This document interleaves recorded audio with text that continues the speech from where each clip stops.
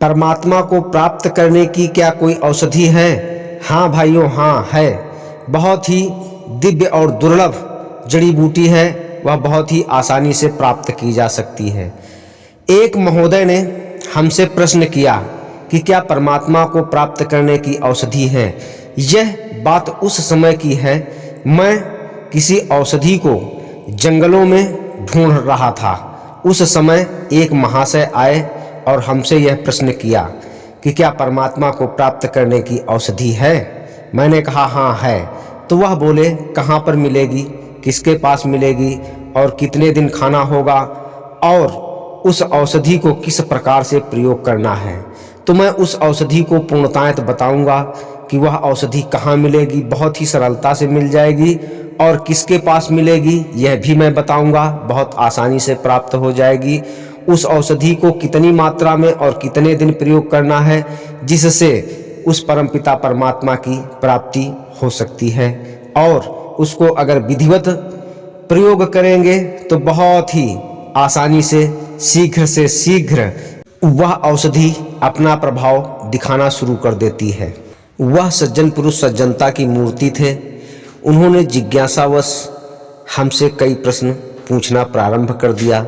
मुझे भी शांत और निर्मल देख करके उनके अंदर और उत्सुकता हो गई। वह कई प्रश्नों को मेरे सामने लगातार ठोक दिया। मैं भी उनको शांतिपूर्वक बैठ करके धीरे धीरे बताना प्रारंभ किया। वह बोले महाराज जी, बोले हे साधु महाराज, आप अपनी औषधि को पहले प्राप्त कर लें, उसके बाद बताएं, मैं भी आपको हेल्प करता हूँ उस औषधि को ढूंढने में। हमने कहा नहीं, मैं उस औषधि को ढूंढ लूँगा जिन औषधियों की हमें आवश्यकता है। पहले मैं आपकी जिज्ञासा को शांत करता हूँ। वह भी बहुत ज्ञानी थे और बहुत सी साधनाएं भी उन्होंने की थी। वह इधर उधर घूमते थे किसी बहुत ही अद्भुत खोज में, यानी कि परमात्मा की तलाश में।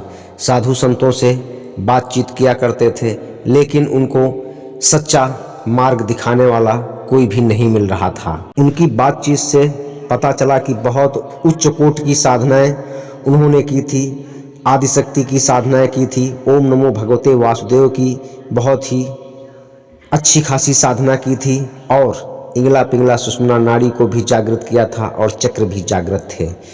लेकिन वह शुद्ध उस परम तत्व की प्राप्ति करने में उनका कोई मार्गदर्शन नहीं कर पा रहा था। वह बहुत ही परम ज्ञानी थे। हमारे धैर्य और शील को और विनम्रता को देख करके वह मेरे सामने स्तब्ध रह गए, लेकिन अपने ज्ञान को उन्होंने प्रकट नहीं किया और बहुत ही विनम्र भाव से आदर सहित हमसे पूछने लगे कि हे महाराज साधु जी, आप कहाँ पर रहते हैं?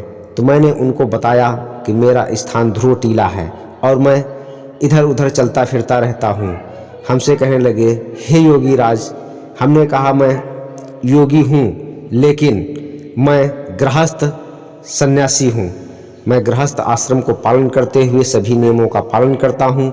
वह जो इस संसार के लिए उच्च कोटि के नियम हैं, उन नियमों पर बस चल कर के कोई भी विरक्त होते हुए भी विरक्तता को प्राप्त कर लेता है, और अपने गृहस्थ आश्रम को पालन करते हुए भी वह इस संसार से विरक्त होता है। वह 7 नियम हमने उनको विस्तार से बताए। वह 7 नियम जान करके बहुत ही प्रसन्न हुए। फिर उन्होंने पूछा कि हे सन्यासी महाराज, आप कृपा करके हमें उस परम तत्व, वह उस दिव्य औषधि का हमें ज्ञान करवाएं। उस दिव्य औषधि को मैं प्रयोग करके उस परम तत्व को, परम मोक्ष को प्राप्त कर सकूं। और बोले कि जब आपसे मैं मिलना चाहूं, आपके दर्शन प्राप्त करना चाहूं, तो आपको कैसे मिलूं और कहां पर मिलूं? मैंने उनको अपनी दिनचर्या के बारे में पूरा विवरण बताया। मैंने कहा कि मैं कुछ दिन के लिए, सिर्फ मात्र 10 से 15 दिन के लिए इधर उधर घूमने के लिए या फिर तीर्थ स्थानों का दर्शन करने के लिए जाता हूँ, वह भी हमारे लिए कोई विशेष महत्व नहीं रखते हैं। और मैं हिमालय में एक स्थान पर छोटी सी गुफा अपने हाथ से खोद करके बनाई हुई है, और अधिकतर मैं उसी में साधना के लिए साधनारत रहता हूँ, जो मैं निरंतर 15 से 16 घंटे प्रतिदिन साधना बैठ करके उस परम प्राप्ति की प्रार्थना में लगा रहता हूँ। इस वजह से अधिकतर हमसे मुलाकात किसी से नहीं हो पाती है, और यदि मिलना है तो मैंने उनको पूर्णतायत मिलने की विधि बताई, और मैंने उनको ब्रेन से ब्रेन कनेक्ट करके बात करने का तरीका भी बताया, और बता करके फिर मैं उनको नाम पद्धति का उस दिव्य औषधि के बारे में बताना शुरू किया। मैंने उनसे कहा कि अब आप ध्यान से सुने, लेकिन उसके पहले हमें यह बताओ कि आपके श्रेष्ठ कुटुंब परिवारीजन कहाँ पर रहते हैं। तो उन्होंने कहा कि हमारे कुटुंब परिवारीजन अपने स्थान पर रहते हैं, और मैंने उनसे विरक्त होकर के संन्यास धारण कर लिया। तो हमने उनसे पूछा कि आपके बच्चे कितने हैं। उन्होंने बताया हमारे 2 बच्चे हैं। हमने कहा कि परिवार के जन अपना भरण पोषण कैसे करते हैं। तो उन्होंने बताया कि 2 भैंसें हैं। पत्नी मेरी जो थी वह उन भैंसों को पाल करके उनसे अपना जीवन चलाती हैं। तो हमने कहा कि यही तो गलत किया। वह इस बात को सुन करके बहुत ही आश्चर्यचकित हो गए। बोले वो कैसे। हमने कहा अपने परिवार का भरण पोषण करते हुए जो उस परमपिता परमात्मा का चिंतन करता है वही तो श्रेष्ठ है। गृहस्थ आश्रम सबसे उच्च आश्रम होता है। दूसरों का भरण पोषण करके जो उस परमपिता परमात्मा को प्राप्त करता है और दूसरों अन्य साधुजनों को भी भोजन कराता है, वही श्रेष्ठ है। जो अपने मेहनत और परिश्रम से यह सब करके उस परमपिता परमात्मा को प्राप्त करता है, वही तो श्रेष्ठ है। बोले ब्रह्मचर्य का पालन कैसे हो पाएगा। तो मैंने उनसे बताया एक नारी सदा ब्रह्मचारी, वही पथ पदार्थ रानी के, वही पथ पदार्थ कानी के। एक नारी ब्रह्मचारी का सूत्र अपना करके इस जीवन को सफल कर सकते हैं। तो उन्होंने इस बात को स्वीकृति दी, और मैंने उनको आदेश दिया कि अब आप अपने परिवार में रह करके उस परमपिता परमात्मा की प्राप्ति करेंगे। तो उन्होंने कहा कि हे गुरुवर, आपने मेरा मार्गदर्शन कर दिया, अब कृपा करके हम पर दया करके शीघ्र से शीघ्र वह परम औषधि, दिव्य औषधि को बताएं जिससे मैं परम मोक्ष को प्राप्त हो सकूं, उस परम चिंतन में लग जाऊं। हमने कहा कि ठीक है, मन और चित्र इंद्रियों को रोक करके यह सब ध्यान भजन करना है, और फिर नाम दीक्षा स्वेच्छा संकल्प करा करके उनको नाम दीक्षा कराया। राम नाम जिह औषधि खरी नियत से खाए, रूपत रहे नाम ध्यान करे परम लोक को जाए। परमात्मा नाम रूपी औषधि को जो भी ईमानदारी से उस नाम को अपने हृदय में गुरु के द्वारा धारण कर लेता है, उसको उस परम लोक में परम मोक्ष प्राप्त करने में कोई भी नहीं रोक सकता है। और इस संसार के सभी नियमों का पालन करना है।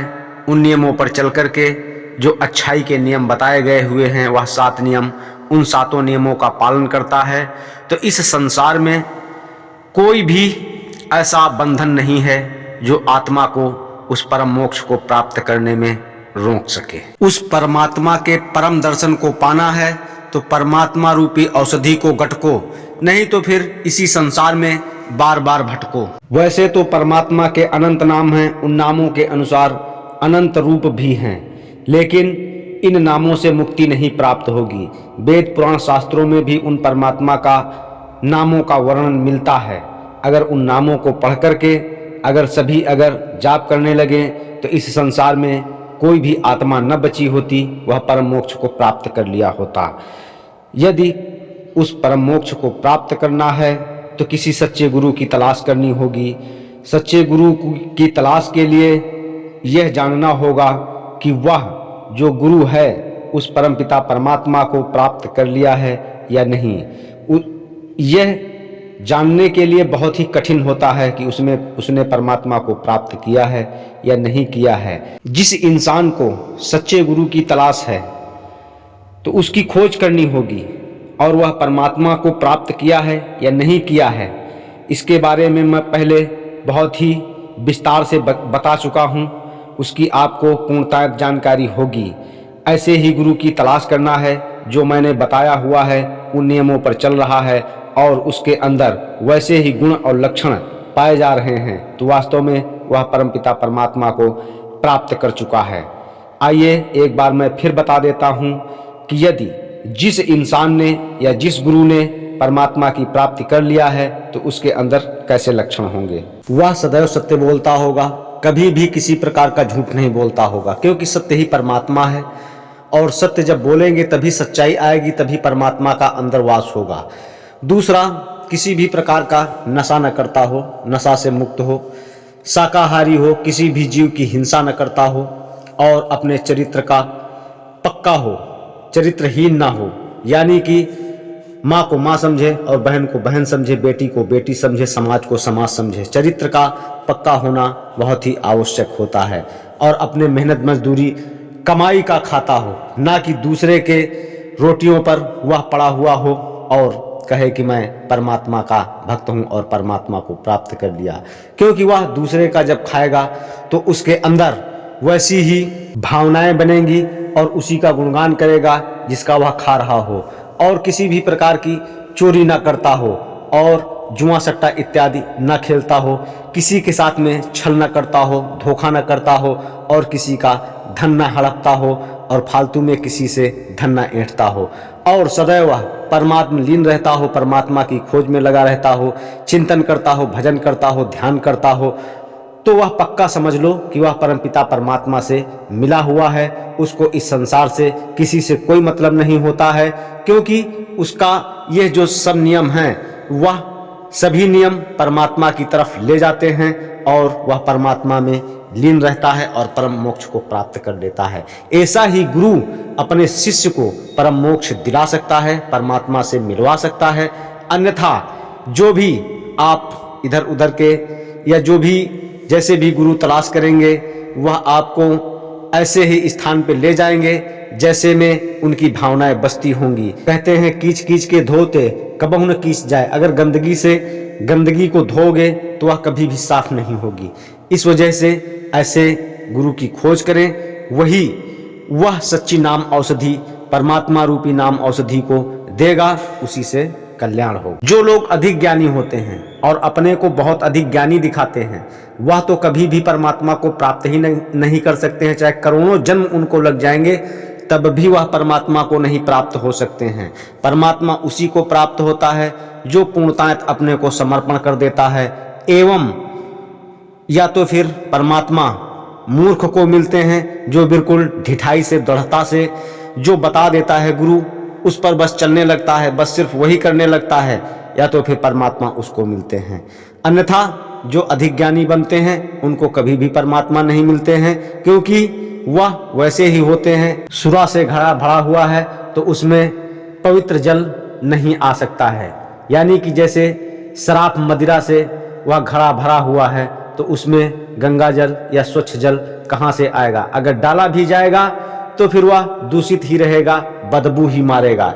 इसी प्रकार से जो ज़्यादा अधिक शास्त्रों को पढ़ करके ज्ञानी बनते हैं उनको कभी भी परमपिता परमात्मा की प्राप्ति नहीं होती है, सच्चा ज्ञान नहीं हो पाता है।